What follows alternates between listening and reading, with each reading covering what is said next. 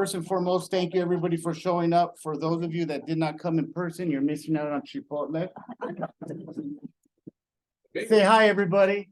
Hi. Hello. So it pays to come and engage and see all your friendly faces. Our speakers today for the ITIN and foreign nationals are coming up. They're parking right now. So momentarily, I am going to introduce Annie Chow, which Cho, right? Yeah, Cho. Yeah. Annie Cho. Mhm. She is our new in-house escrow, which is gonna be occupying the corner of our first floor. So without further ado, I'll hand it over to Annie so she can do an intro on her services that she's gonna be providing. So hi, everyone. Thank you guys for coming to the event. I actually have some people coming today with the company. It's a tax attorney to talk about foreign national sellers. But before they come, I want to tell you a little bit about Top Escrow. We've been around since 2006, but with our past experience, we've had even myself over 30 years. I think I started in escrow in the late 1990s. But I have done escrow, but I've also done real estate as well. I've sold homes at Toll Brothers. I've worked in the finance industry as well. So I feel like I bring a lot of value to agents because I'm not just handling an escrow. I understand the importance of an agent when they have a deal. The whole goal is to make it close.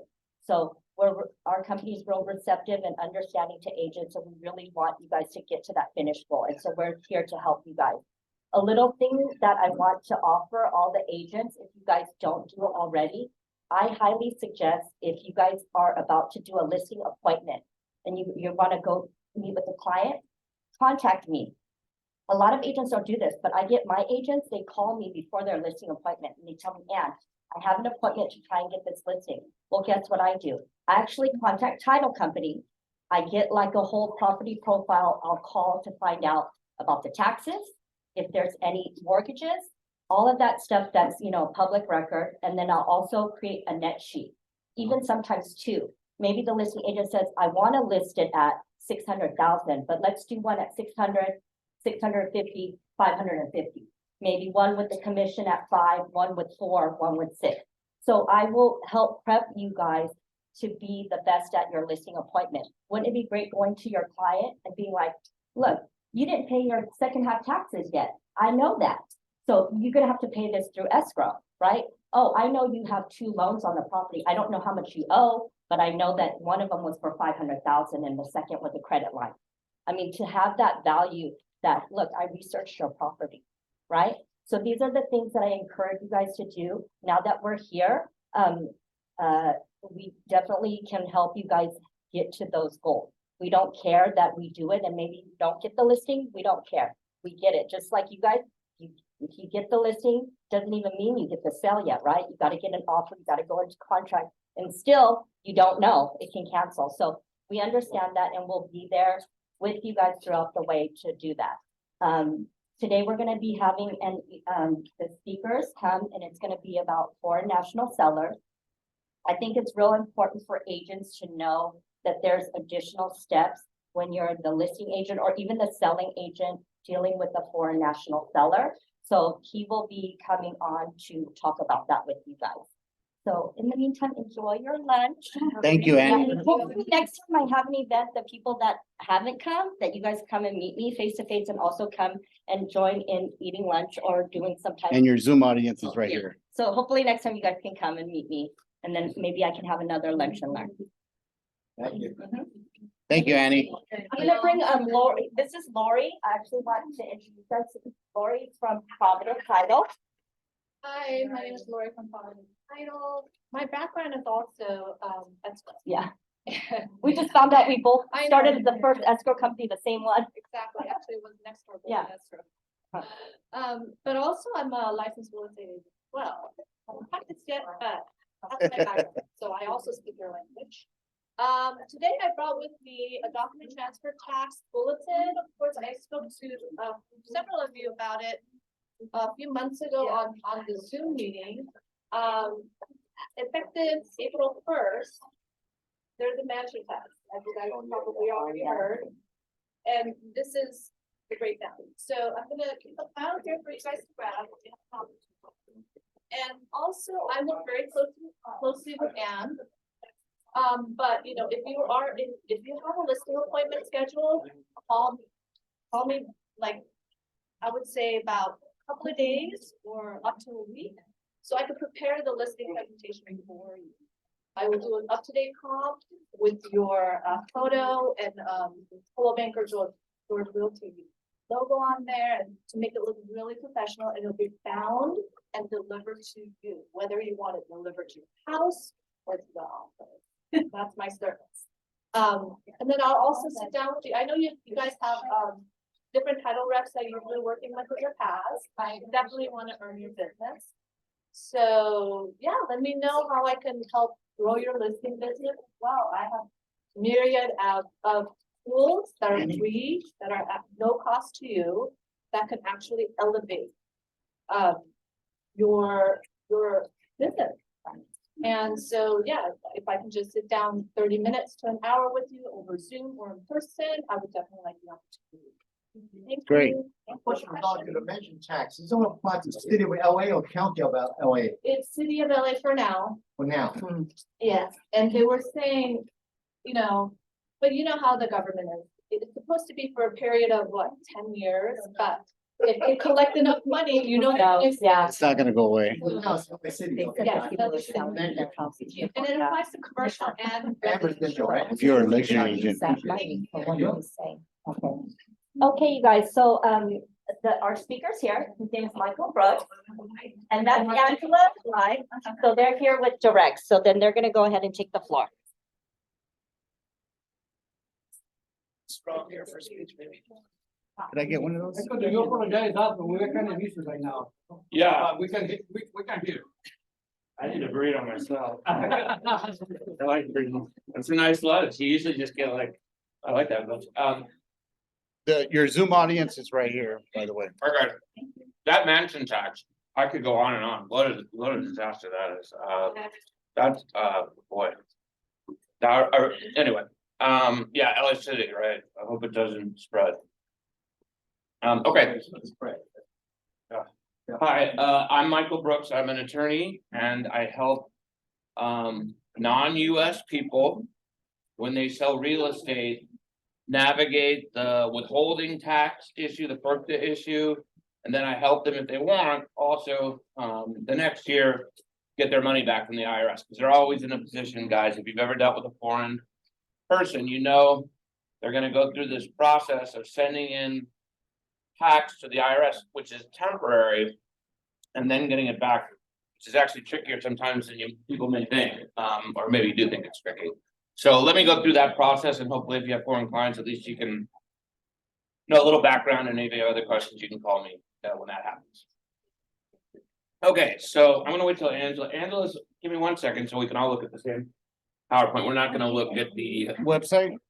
Not gonna look at the website, we're gonna look at a PowerPoint here, guys, together. Let me borrow one of these just so I can look too, I'll get it back to you. Do you have, Oh, not, you don't have that, you don't have that, still working on that. do you have that in digital format so that people on Zoom can see it? Yeah, Angela can you forward, we'll forward it, sorry, guys, yeah, we'll forward it, right, who should she send that to? Yeah, that's crazy, sorry about that, yeah, we'll do that right now. Just give it 1 second. You guys take a look for 1 second. And she can forward it to. Whoever.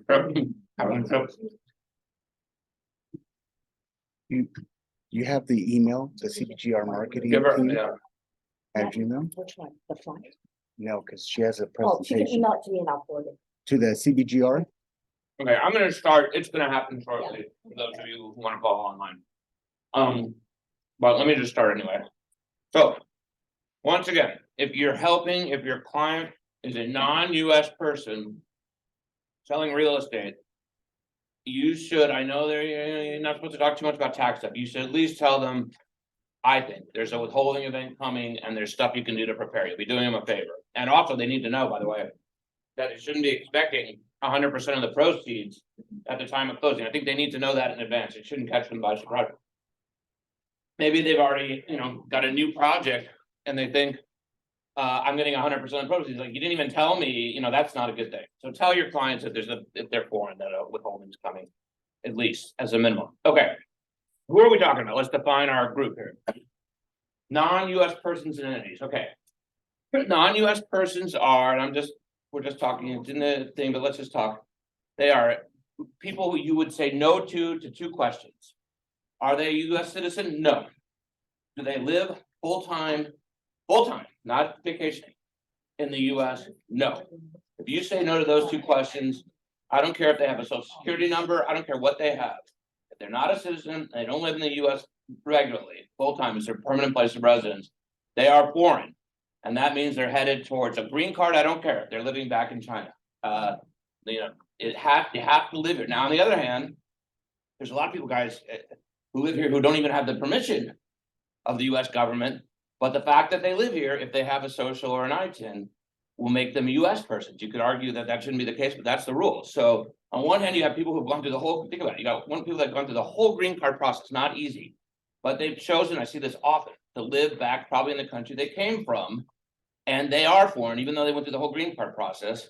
On the other hand, people who are in the United States, never got permission in the United States, you know, you could argue, why aren't they deported? But because they live here. So that's the rule, and they have a number. It is what it is. And the same for entities, non-US companies, foreign US companies, not foreign, etc. So let's flip to page 2. Let's see what happens when we have these foreign guys and what we need to prepare for. I'm assuming most of you know this, but I'll go through it anyway. Almost all the sales these days, I don't want to presume, but a lot of sales are above $1 million, as we know. Right then, we know, no questions asked, foreign person, the withholding amount is 15% times the gross sales price goes into the IRS. $1.2 million sale, 180 going into IRS. I don't want to hear about they're selling for a loss. I don't want to hear about they're going like-kind exchange. Nothing. It's going in to the IRA. Doesn't mean it's gone for good, but it's going into the IRS, okay? Period. I mean, I hear this unbelievable. I'm talking to this attorney from a big firm yesterday, and the sale is for like $20 million. By the way, they jammed it in on March 31st, as you might imagine. It was LA, as you might imagine, and it jammed it in. And the guy's trying to argue with me. The escrow company knows me, and they rely on me to sort of counsel them in this area. The guy's trying to tell me, yeah, I know they sold for 20 million, but they didn't have a gain. So what's the problem? I'm like, it's not the rule, guy. It's if they're foreign and they'll get it all back. Great. They didn't have a gain. I understand the IRS is not going to keep any. It still has to go in. And the penalties for it not going in are off the charts, by the way. It's like the Social Security thing. If you don't pay that Social Security, the penalties are insane. Same here. So it's a hammer if they don't do the withholding, even though they get it back. But the buyer is liable too, correct? By the book, yeah, it's interesting. It's an interesting point. If you think about how this all started, what's going on here? And you got to go back, I think, to sort of like a common law era where we have two parties, a buyer and a seller. Sellers foreign, buyers US. That's all that the regulations contemplate, a buyer and a seller. And they're saying, well, who can we make in the regulations? Who can we make responsible to make sure the 15% gets to us so that this foreign person doesn't scam taxes if he owes them? And you only have two parties. I don't think we have this rule because we don't completely trust, let's be honest, the foreign seller to pay the taxes. There's only one party they can point to have that responsibility, the buyer. And so if this stuff goes south somehow, Yes. the buyer's gonna get nasty penalty Yep. notice. You know what I'm talking about? Yeah. Mhm. So the buyer, yeah, I think it's a fair point. Actually, let's say you're representing a buyer and the foreign person is on the other side and they want this property, that's fine. As a buyer, I would say you would want a little more heightened alert to make sure that all the rules, that is a problem. This is California, this stuff happens so much. But I would still want to know, okay, I know my seller's foreign, everybody's escrow, you got it, right? You're gonna send in the 15 because I don't want any notices. So I if you represent a buyer, I think a little extra care might be in order on a foreign seller deal to make sure everything goes right. Anyway, so I'm just gonna go with that, by the way. Let's just assume the withholding is 50%. It could be, FYI, below $1 million, it could be 10 actually, instead of 15. I don't even know where they came up with this rule. But they say if the buyer is not gonna live in the property regularly, and it's below $1 million, the buyer is going to live in the property regularly, and it's below $1 million, for whatever reason, we'll just let it be 10, fine. But, usually, most transactions I see certainly these days are 15, and I just sort of go with that presumption, so. We got a sale for 1.2, we got a foreign person, indisputable. And now we gotta worry about 180 going to the IRS, and let's say just for I think I put this example in there, let's say for chit chat purposes. That this foreign person, let's say they bought it for $1 million and they sold it for 1.2, so. A little profit, right? 200,000, I'm not even gonna go through the exercise of deducting the realtor fees and all the other stuff, because actually, at the end of the day. 200,000 on paper is probably almost no profit anyway, but whatever, let's just pretend it was really 200,000. So what happens? What's supposed to happen? I had to send in 180. What's supposed to happen to these foreign guys? Okay. The profit here is 200. We focus on the profit for a moment. Just keep our life simple. The tax rate in general, the capital gains rate, is 15% times the appreciation. 15% times the appreciation in this case is how much? $30,000, okay? Simple. IRS, you got 180. We ran the numbers. Our guy only has a tax of 30. So do us a favor and ship us back how much? 150. Not the whole 180. We had a little profit, but ship us back 150. If there was a loss, by the way, ship us back all 180. If there was potentially a like kind of change, ship us back all 180. We had a little profit. They keep 30, but we certainly want our 150. When's the foreign person gonna get the 150? Honestly, these days, I think it's just safe to say. You do a let me just keep our life simple, because things have gotten so backed up in the IRS, there's no point in getting cute. The people are gonna sell in 2023. If they know what they're doing and they get organized, I'll talk about some of the things. They're gonna have their money back in August 2024. Almost, I don't care when you sell, more or less. Just accept that. You may get interest, you probably, if the IRS fumbles it, they'll give you interest. If it's sort of due course, they won't give you interest.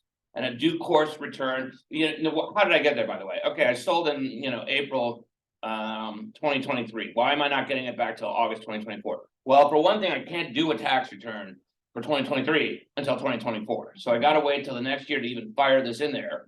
And then this is not this is not the kind of refund that the machine spits out 5 days later. You know what I mean? It will take a little while for them to piece this together, a human being, by the way, to piece this together and make sure that the IRS acknowledges that they have the 180. They're very careful, as you can imagine. They're not just gonna give refunds, without checking, oh yeah, we got it. Sometimes they're less, sometimes you're gonna go back to them like, guys, you really do have it. We have to do that sometimes because they don't acknowledge. It's a tricky little process. It will come back. That's the best I can say. There's the PowerPoint goes through a process called the 8288B, but I cannot go there right now. And the 8288B, if you're interested, is a scenario where foreign seller asks the escrow company to hold the 180, and an application goes into the IRS, not the money itself. The application sort of tries to prove to the IRS, hey, IRS, here, we're gonna prove to you, we only made 200 grand, that the real tax is 30. And in theory, the IRS reviews that, gives you a letter, yeah, we agree. And then escrow, if you think about it, could just give the 150 back in our example instead of the IRS. That sounds a lot better, right? Problem is that unit is so backed up ever since 2020, and it's a specialized unit, and now it's taking longer and in a more uncertain process than the next year August. It's taking over a year, and money's frozen. I just can't go there. If it ever gets better, I'll be happy to let people know.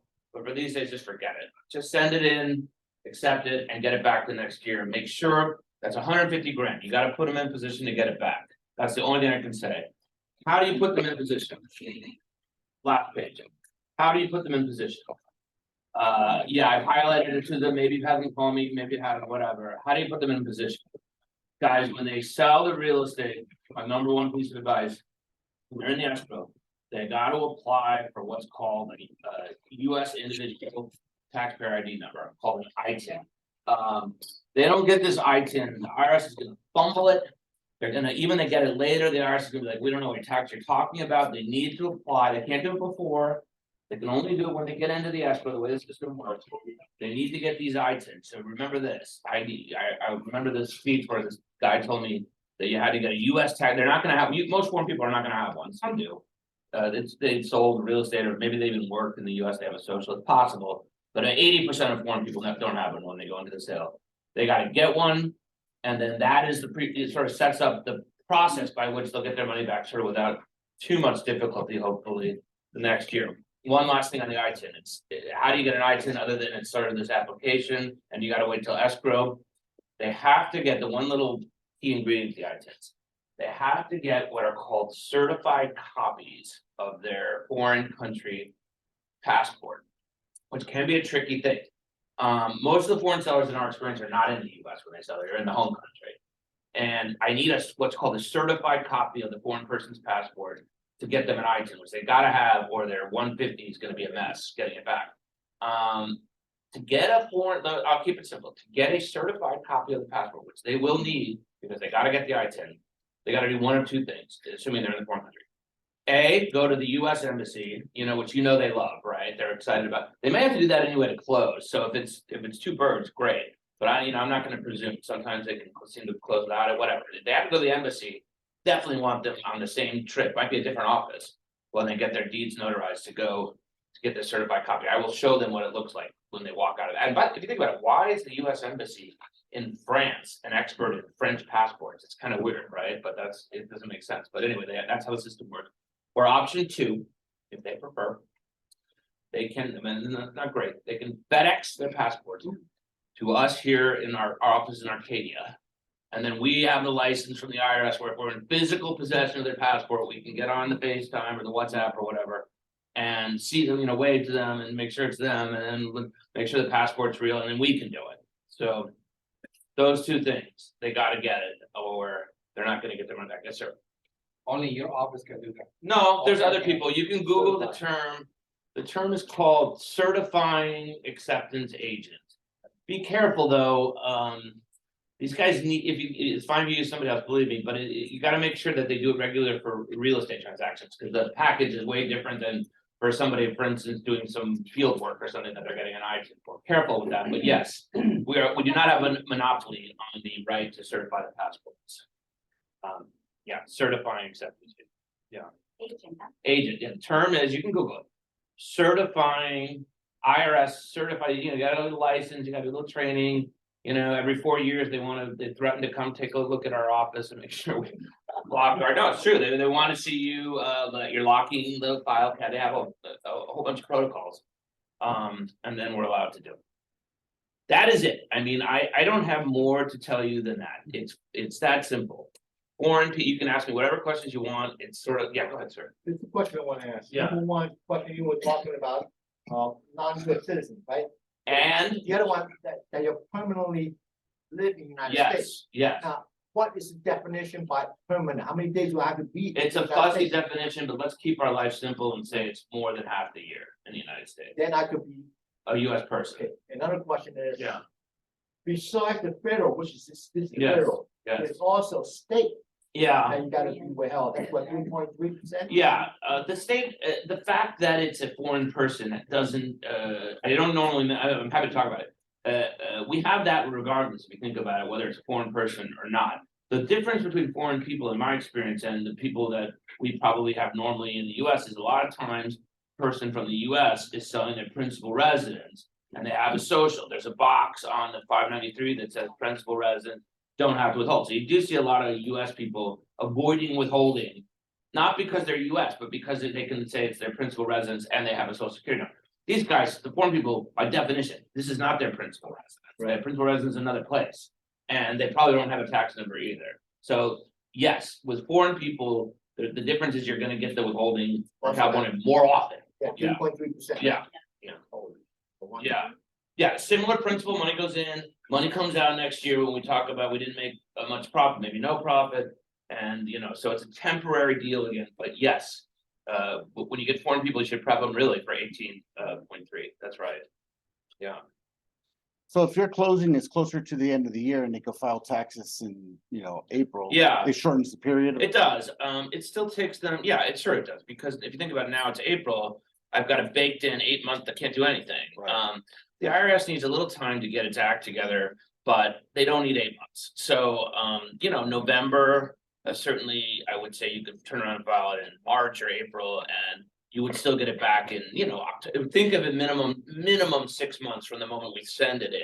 Depending on, So, and I don't wanna send it in like, some people come to me and they sold on, seriously, on December like 27th, and they're like there on January 7th. I'm like, dude, you got, you know what I mean? It's gonna take a while before they get organized and know what they have, you can't just, so, but yes, I agree with that generally, that it's a So the shorter period. longest term would be if January. January, February, right? Yeah, and people used to do the 82, 88Bs then, because I don't wanna wait a year to do the tax return. I'm gonna do the model where the escrow holds it, I'm gonna fire in this application.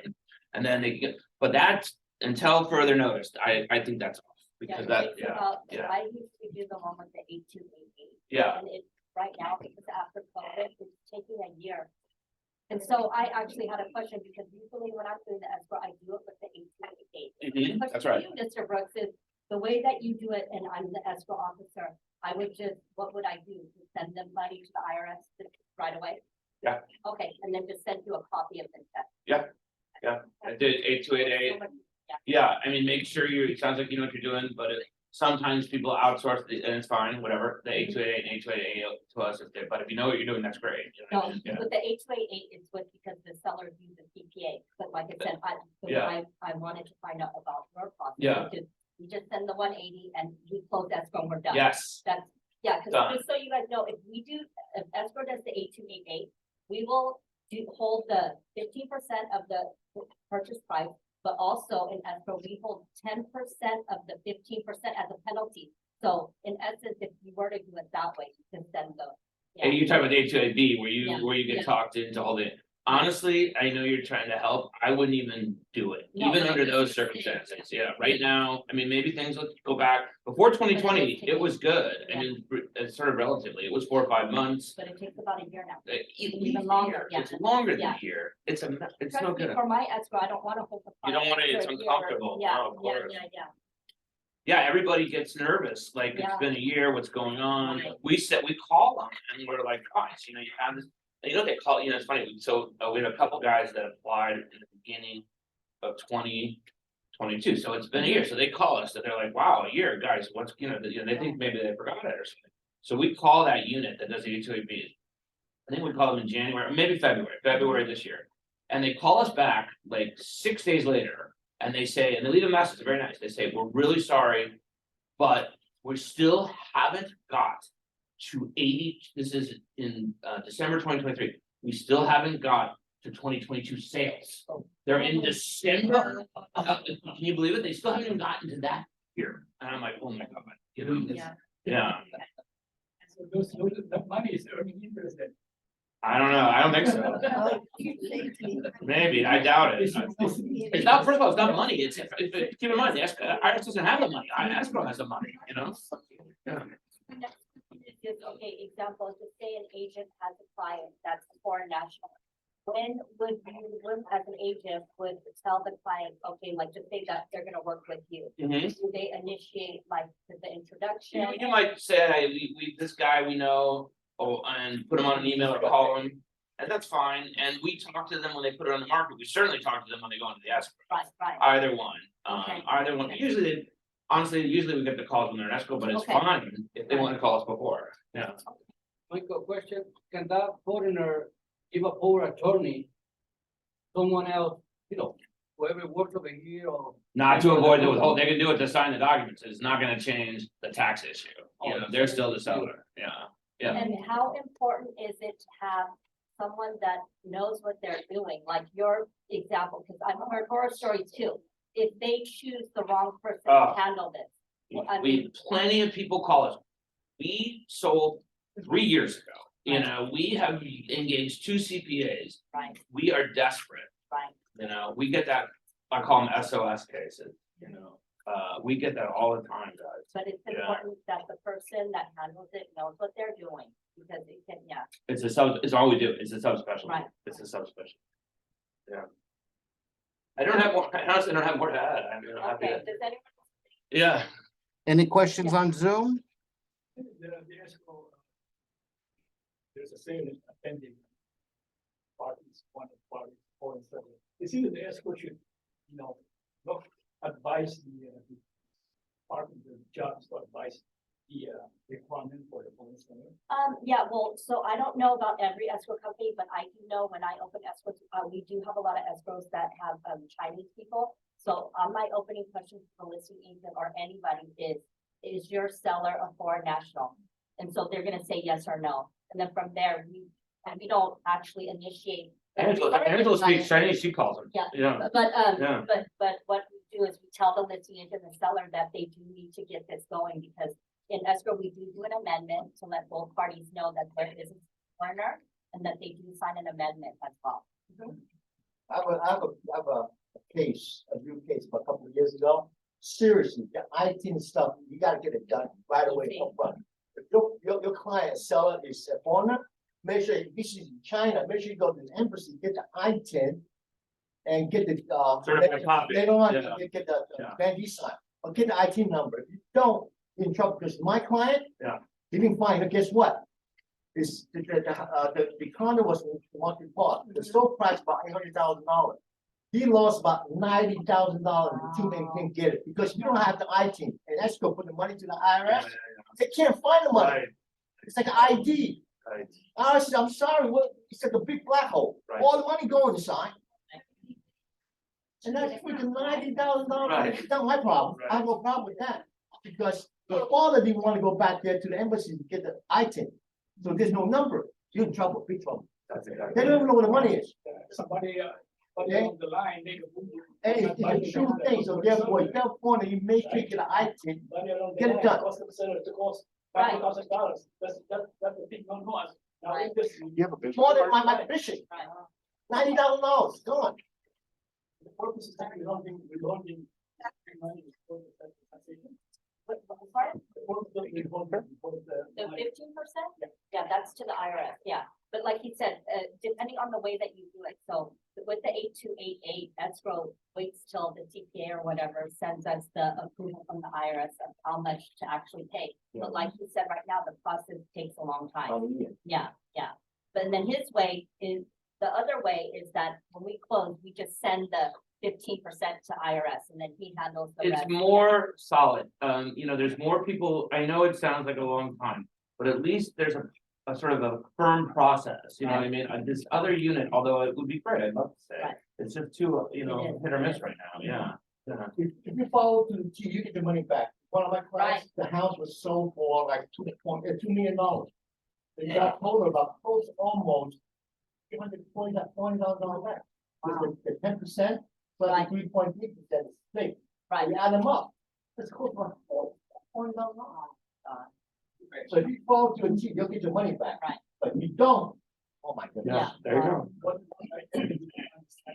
That process, your question, that process alone, why does the escrow process costing? No, the escrow already advised the seller. The problem is that the seller actually is in China. And the daughter is selling the product for the father. The father didn't want to go to the embassy doing this, doing that. Well, that's not my fault. I tell her exactly what to do. And once you don't go back there and get a 10, then there's nothing you can do about it. Because you have to submit the money to the IRS to close the escrow. IRS doesn't care. Go ahead, They'll take the money, they yeah. take the money. Yeah. When you wanna take it back, prove it to me. Mm, There's nothing to but prove. It was my account. There's no key. exactly right. The money's in the proof. Michael, excuse me once again, I know I make that question already about the power attorney. But if it's a corporation, whatever, can the corporation give it a power attorney as another company here in the States and they avoid all this? No, if you're talking about a foreign corporation and somebody's signing on a US person signing on behalf of a foreign corporation, it's still a foreign corporation. If it's I don't know, the deed says foreign corporation owned property. I don't care who's signing the documents, you know what I mean? It's a foreign corporation selling the property. Yeah, Okay, I've been in the game for a while, and I had that case of my client was a foreigner. And we didn't know quite well about the sell, but now that I am aware of all these things, what I do when I get a foreigner buyer. Hmm. I would say to them, by the way, you know that there's in case you wanna sell tomorrow. Because they are buying cash without thinking of. Tell them after, make, don't disincentivize, but tell them after they close, be like, now listen. Yeah. Uh, Close and you make it back. One last thing to tell you. Yeah.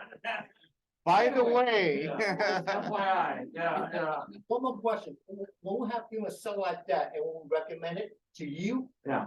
You can work out with the Sure, seller, right? All yeah. details. And what is the approximate cost? It depends, you know, it depends, if we're just gonna get them an I-10, it's gonna just be 500 for I-10. But usually, of course, they're gonna come back to us and say, we need your help to get the money back the next year. Our projects, I'll be blunt, are in the single thousands, because That's fine. we're not doing, you know, think about it, we're not, and I pay people, not much, occasionally, are like. How so expensive to file a tax return? I'm like, man, you're not asking us to file, you're asking us to go get your money, you know what I mean? And go call them, and it can be a grind. Yeah, yeah, it's not just fill out the form, you know, yeah. That wasn't knowledgeable, and guess what happened? It is Like tough, I said, they yeah. didn't get it, like, nothing, didn't take It's- money, so, yeah. It's a not simple worth it. form, I'm like, It's not okay, worth it. yeah, I know it's a simple form. Yeah, it's Yeah. not worth it.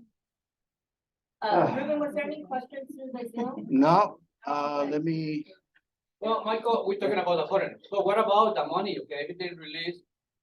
They have to take care of them, I guess they're gonna have to pay taxes on their country. Yes, good question, you know your stuff. Yeah, so, okay, let's assume that the foreign person is, if you live in a country, you guys may or may not know this, if you live in we live in the United States. If I sell real estate in France, I am supposed to tell the IRS about the gain, the sale in France, and about how much profit I have on the sale in France. Now, if it works the way it should, France as the host country and me as an American, they're not gonna let me get out of there with all the money, because I owe them a capital gains tax, right? No problem. So I do my IRS return, and on my IRS return, I talk about the sale I had of my friend's house. And then I talk about, yeah, by the way, IRS, I paid these guys, you know what I mean, 20,000 already, the equivalent of 20,000 in France. They're like, fine. You don't have to pay us that 20. Now, if our tax is a little higher, which it usually is, by the way, US is a fairly low tax country. Especially for capital gains transactions. If by some chance our tax on running our numbers is higher than 20, you're gonna owe us the difference. But if it's lower than 20, you don't owe us anything, so you don't pay twice. But what I do see, we have a lot of Canadian clients for our company, especially in the Palm Springs area where they all have a winter home.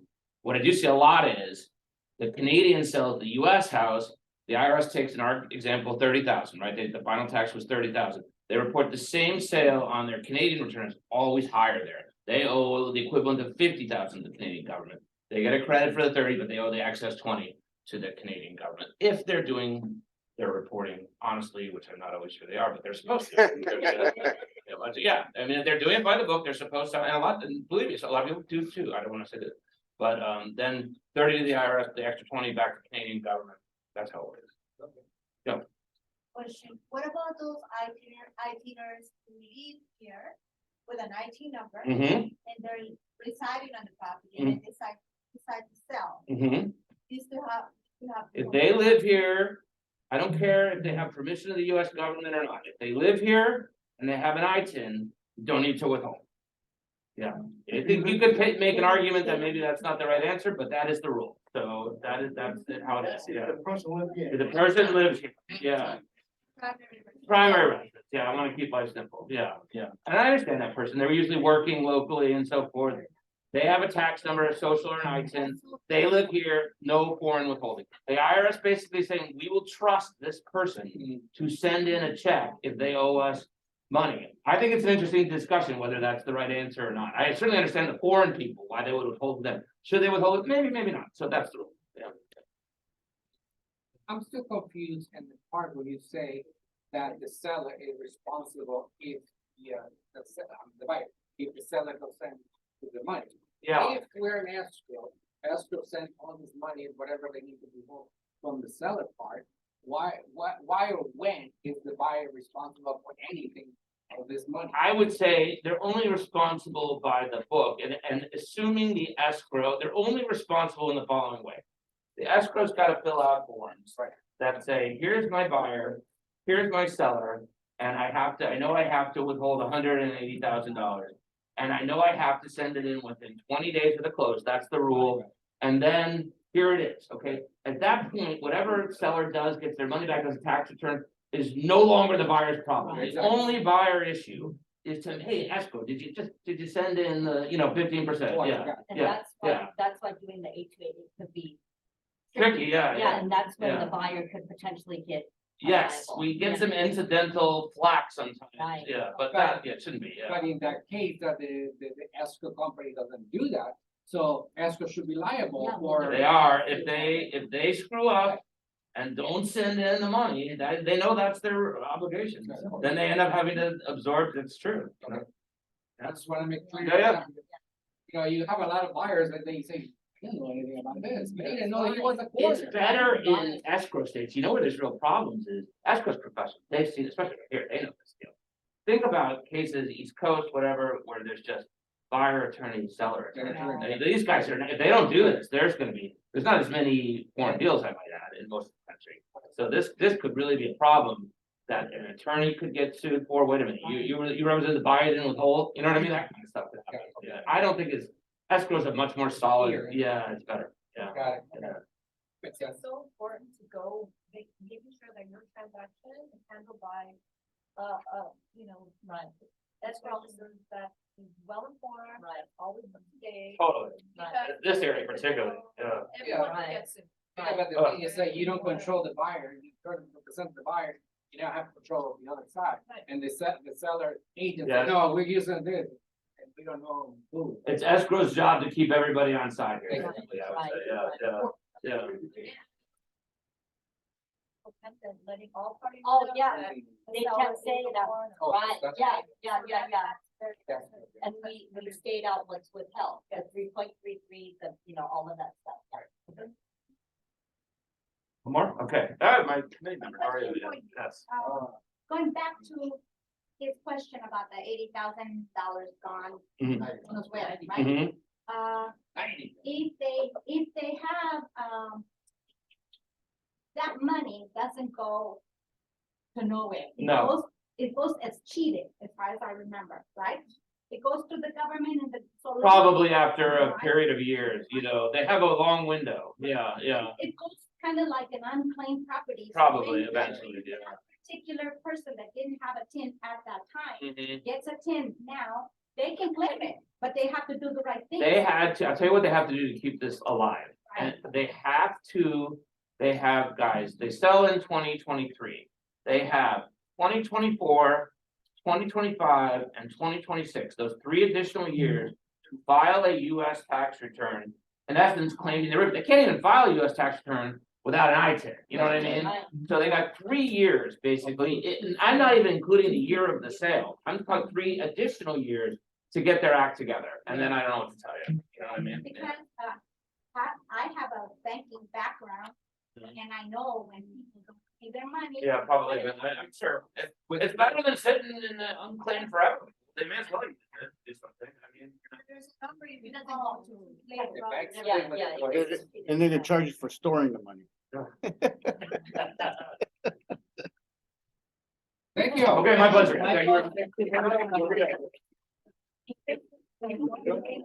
Operator Michael, I'm sorry. No problem. Yeah, and then just so you guys know, Michael does have a assistant named Angela. Yeah, she can speak Chinese, guys.